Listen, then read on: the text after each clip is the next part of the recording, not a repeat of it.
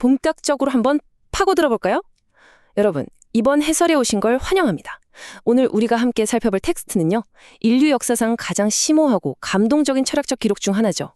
바로 플라톤의 파이돈입니다. 이건 그냥 흔한 옛날 이야기가 아니에요. 삶, 죽음, 그리고 우리 영혼의 본질에 대한 아주 치열하고도 경이로운 탐구입니다. 감옥에 갇혀서 사형 집행을 바로 앞둔 소크라테스가 제자들과 나누었던 그 뜨겁고 숨막히는 철학적 대화의 현장으로 지금 바로 들어가 보겠습니다. 오늘 우리가 함께할 지적 여정의 안내도를 짧게 짚고 넘어갈게요. 첫째, 왜 철학자는 죽음을 환영하는가? 둘째, 육체의 한계와 영혼의 해방. 셋째, 참된 미덕과 지혜. 넷째, 소크라테스의 지적 여정. 다섯째, 영혼을 돌보는 삶. 그리고 마지막으로 위대한 철학자의 마지막 순간까지 살펴볼 겁니다. 이 지도를 머릿속에 가볍게 그리시면서 저와 함께 따라와 주시면 됩니다. 자, 첫 번째 섹션입니다. 죽음을 환영하는 철학자라는 지혜를 사랑하는 이들의 궁극적인 역설에 대해 이야기해보죠. 여러분, 만약 누군가가 여러분한테 와서 정말 지혜로운 사람은 죽기를 간절히 바란다고 말한다면 어떠시겠어요? 황당하시겠죠. 소크라테스의 이 역설적인 선언을 한번 들어보시죠.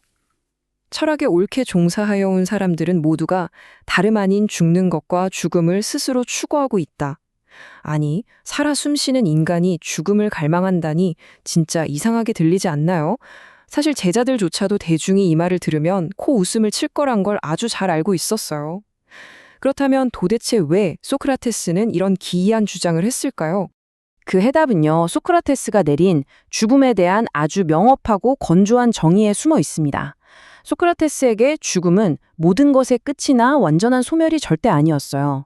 죽음은 그저 영혼이 물리적인 육체로부터 떨어져 나와 분리되는 현상, 딱 그거 하나뿐입니다.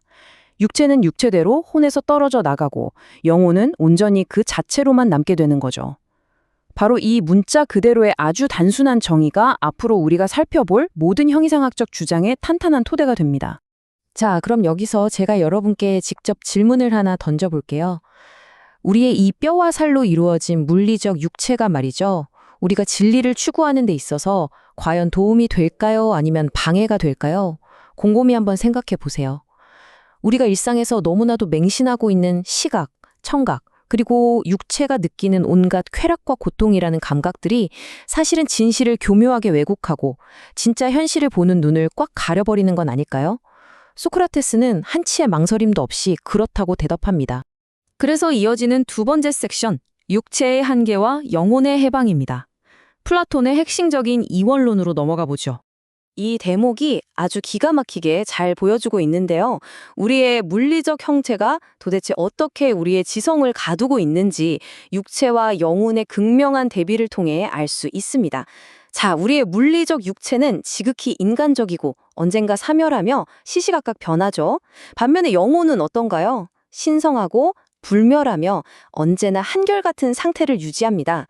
그러니까 변치 않는 순수한 진리를 탐구하려고 하는데 맨날 변덕을 부리는 육체라는 불완전한 도구를 쓰는 건 너무나도 부적합하다는 얘기예요. 여기서 정말 중요한 균형 하나가 등장합니다.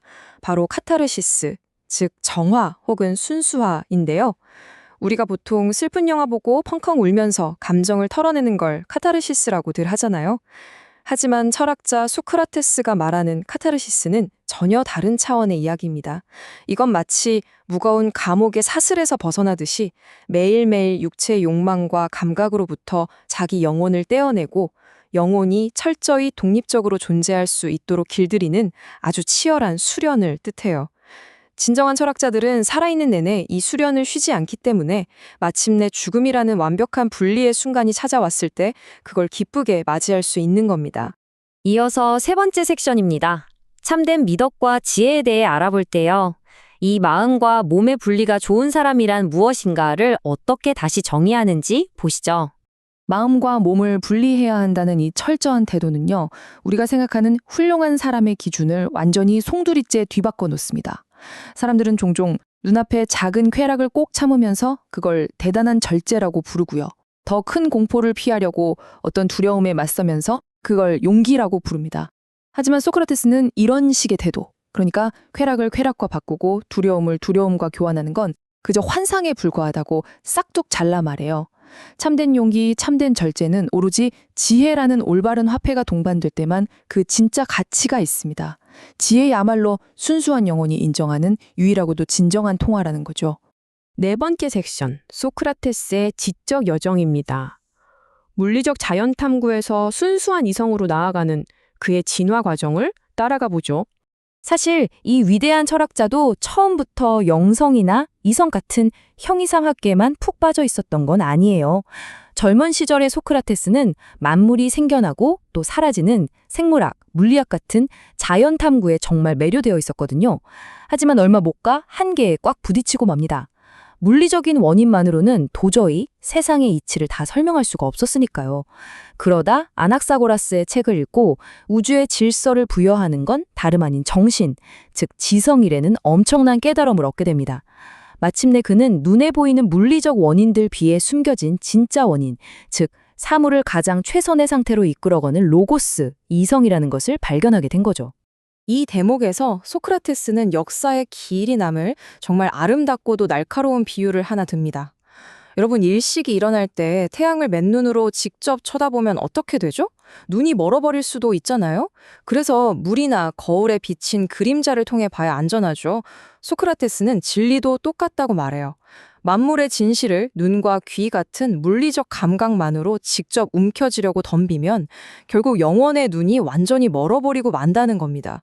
그래서 소크라테스는 불완전한 감각적 관찰을 미련 없이 버리고 로고스, 즉 이성적이고 명확하게 정의된 언어와 개념에 기대어서 진리를 바라보는 우회로를 선택한 겁니다. 진짜 똑똑하지 않나요? 자, 이제 5번째 섹션, 영혼을 돌보는 삶입니다. 이 묵직한 철학이 지금 우리 삶과 무슨 상관인지 짚어보겠습니다. 여러분, 지금까지 우리가 나눈 이 밀도 높은 철학 이야기들이 도대체 내 현실의 삶이랑 무슨 상관이 있을까 싶으실 수도 있어요. 왜 우리는 하필 지금, 당장 이 불멸하는 영혼에 신경을 써야 할까요? 바로 여기에 소크라테스 주장의 진정한 무게감이 실려 있습니다. 만약 죽음이 모든 것의 끝이라면 악인들에게는 이보다 더 큰 행운이 없겠죠? 죗값을 안 치러도 되니까요. 하지만 영혼이 사후세계로 건너갈 때 유일하게 챙겨갈 수 있는 건 살아서 차곡차곡 쌓은 교양과 생활 방식 딱 2가지뿐이라고 해요. 영원토록 이어질 시간 속으로 가져갈 내 내면을 돌보지 않는다는 건 세상에서 가장 끔찍하고 무서운 위험을 방치하는 거나 다름없다는 뜻입니다. 그래서 가장 결정적인 포인트는 바로 이겁니다. 금은 보화 같은 물리적인 부나 화려한 장신구들은 저승길에 가져가 봐야 오히려 영혼을 무겁게 짓누르는 짐만 될 뿐이에요. 우리에게 진짜 필요한 건 내 영혼을 단장해줄 참된 장식물들입니다. 절제, 올바름, 용기, 자유, 그리고 진리. 바로 이런 것들로 자신의 혼을 정성껏 치장해 두어야만 나중에 죽음이라는 운명이 우리를 부를 때 조금의 두려움도 없이 기꺼이 그 미지의 여행을 떠날 수 있는 거겠죠. 마지막 6번째 섹션, 위대한 철학자의 마지막 순간입니다. 감옥에서의 그 극적인 최후의 시간으로 들어가 보죠.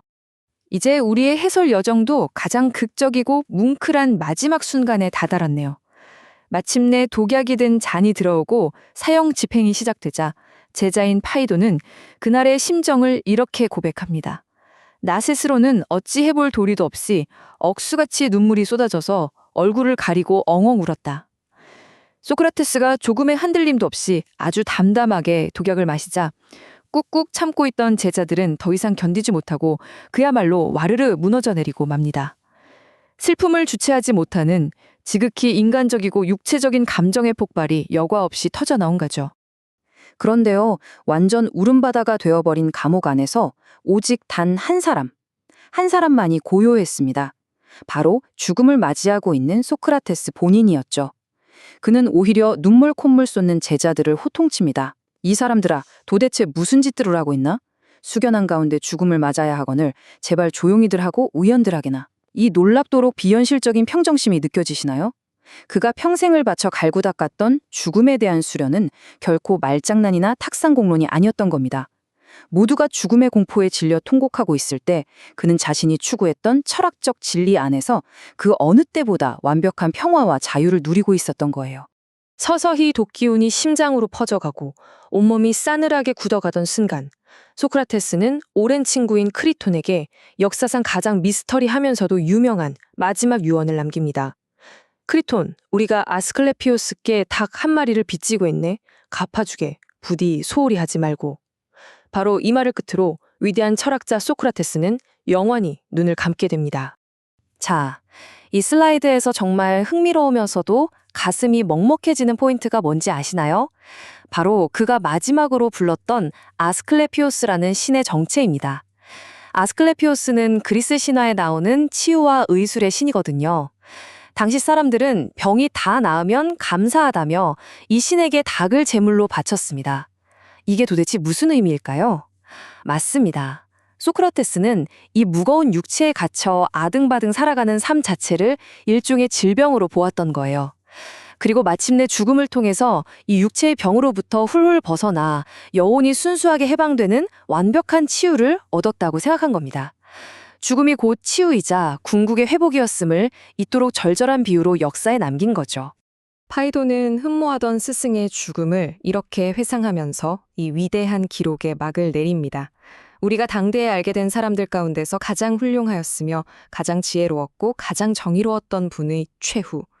소크라테스는 삶과 죽음이라는 그 거대한 경계를 넘어서면서 철학이 도대체 어떻게 인간의 영혼을 구원할 수 있는지를 자기 삶 전체로, 아니 죽음 자체로 증명해 보였습니다. 자, 오늘 우리가 함께 살펴본 플라톤의 파이돈 해설은 여기까지입니다. 이 묵직한 여정을 마무리하면서 마지막으로 여러분께 꼭 한번 질문을 던져보고 싶네요. 우리의 육체는 결국 흙으로 흩어지겠지만 여러분의 불멸하는 영혼이 언젠가 저승을 향해 떠날 때를 위해 여러분은 오늘 하루 여러분의 영혼에 어떤 지혜와 미덕의 장식물을 다뤄주고 계신가요? 아주 깊이 고민해 볼 만한 질문이죠.